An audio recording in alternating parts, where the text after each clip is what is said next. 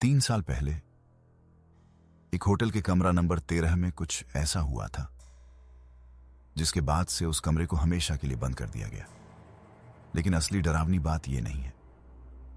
डरावनी बात यह है कि आज भी हर रात 3:07 पर उस कमरे के अंदर लगा कैमरा अपने आप रिकॉर्डिंग शुरू कर देता है और उस वीडियो में कभी कभी कोई दिखाई देता है। यह कहानी है कमरा नंबर 13 की आखिरी रात की। यह घटना सर्दियों की एक रात की है। एक छोटा सा पहाड़ी कस्बा था, धनपुर। वहां एक पुराना होटल था। यह होटल करीब 30 साल पुराना था, लेकिन पिछले कुछ सालों से इस होटल की एक अजीब अफवाह पूरे शहर में फैल चुकी थी।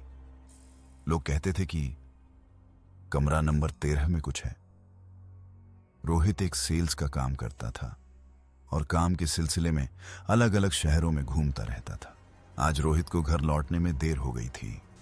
पहाड़ी इलाका है, रात भी ज्यादा हो चुकी है। इतनी रात को इस इलाके से जाना ठीक नहीं है। थक भी गया हूँ, नींद भी आ रही है।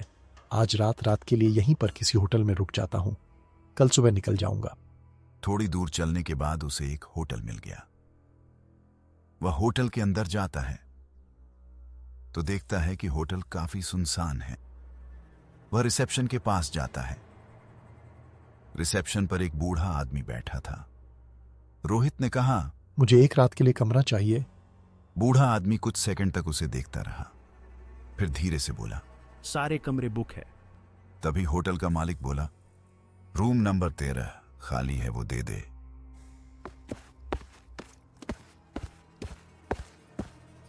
सर, आप वो कमरा मत लेना। क्यों, क्या हुआ? उसमें भूत आता है। रोहित हंसा और कहा, मजाक मत कर, मुझे चाबी दे। बूढ़े आदमी के चेहरे का रंग बदल गया। उसने कमरा नंबर 13 की चाबी उसे दे दी। कमरा नंबर 13 तीसरी मंजिल पर था। रोहित तीसरी मंजिल पर पहुंचा। उसने वहां देखा कि कॉरिडोर बिल्कुल खाली था। कॉरिडोर के एक रूम पर लिखा था 13 और वह रूम के अंदर चला गया। रूम अंदर से बहुत साधारण था। रोहित रूम के अंदर गया।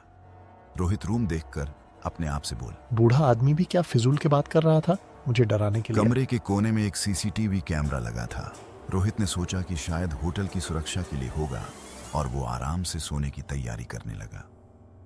रोहित आराम से अपने बेड पर सोया हुआ था कि तभी अचानक बाथरूम का नल अपने आप चालू हो गया। रोहित तुरंत उठकर अंदर गया। उसने वहां देखा कि बाथरूम में कोई नहीं था। उसने नल को बंद किया और वापस आ गया।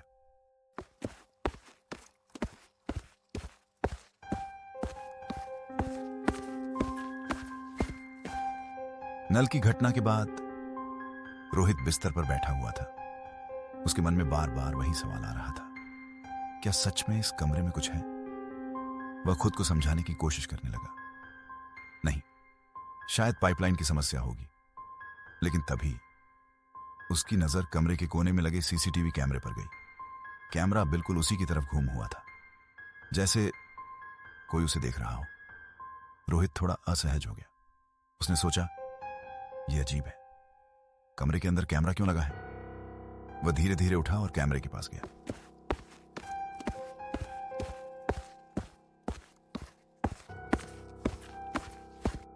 कैमरे के नीचे एक छोटी सी लाल लाइट जल रही थी, मतलब कैमरा रिकॉर्डिंग कर रहा था। रोहित को अब थोड़ा गुस्सा भी आया। उसने रिसेप्शन पर फोन लगाने की कोशिश की, लेकिन फोन में कोई सिग्नल नहीं था। अब उसे हल्का हल्का डर लगने लगा। वह वापस बेड पर बैठ गया।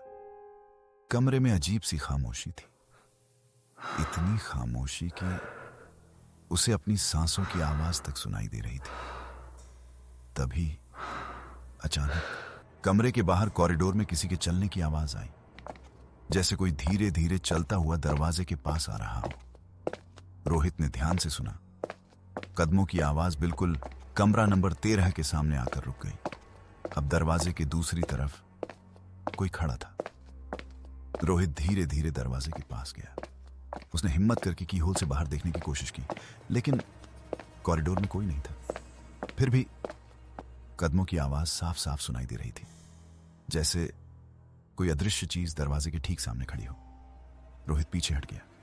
उसके माथे पर पसीना आ चुका था और तभी उसकी नजर फिर से सीसीटीवी कैमरे पर गई और इस बार उसका दिल जोर से धड़कने लगा क्योंकि कैमरा अब उसकी तरफ नहीं देख रहा था। कैमरा धीरे धीरे घूमकर बेड के नीचे की तरफ देख रहा था, जैसे वहां कोई हो। रोहित का गला सूख गया। कमरे में फिर से वही आवाज गूंजने लगी, लेकिन इस बार आवाज कॉरिडोर से नहीं, बेड के नीचे से आ रही थी। रोहित ने हिम्मत करके बेड के नीचे देखा, लेकिन वहां भी कोई नहीं था। रोहित आप डरा हुआ था। उसने दरवाजा खोलने की कोशिश की, लेकिन अब दरवाजा खुला भी नहीं रहा था। रोहित अब कमरे में फंस चुका था। रात के 3 बजे के करीब अचानक लाइट भी चली गई। पूरा घर अब अंधेरे में डूब चुका था। तभी उस अंधेरे में से एक धीमी आवाज आई, तुम यहां क्यों आए? रोहित की सांस तेज हो गई। रोहित डरते हुए बोला, कौन है? उसने टॉर्च ऑन की।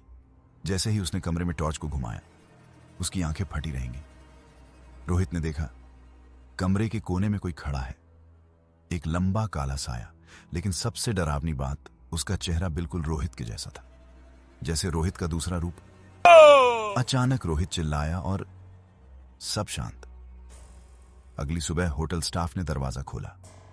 रोहित कमरे में बैठा हुआ था। रोहित बिल्कुल चुप था। उसकी आंखें अजीब लग रही थीं और वह कुछ बोल भी नहीं रहा था। जब होटल मालिक ने रात की सीसीटीवी रिकॉर्डिंग देखी तो सब डर गए। रात के 3:07 बजे कैमरे में दिखाई दिया। रोहित कमरे में खड़ा था, लेकिन अचानक उसके पीछे एक और रोहित खड़ा हो गया। कुछ सेकंड बाद वो दूसरा रोहित धीरे धीरे पहले रोहित के अंदर समा गया। उस दिन के बाद रोहित होटल से चला गया। लेकिन सबसे डरावनी बात, उस रात के बाद से हर बार जब कोई नया आदमी कमरा नंबर 13 में ठहरता है तो रात के 3:07 बजे कमरे के कोने में रोहित जैसा एक साया दिखाई देता है, जो धीरे से कहता है, आज एक और आ गया।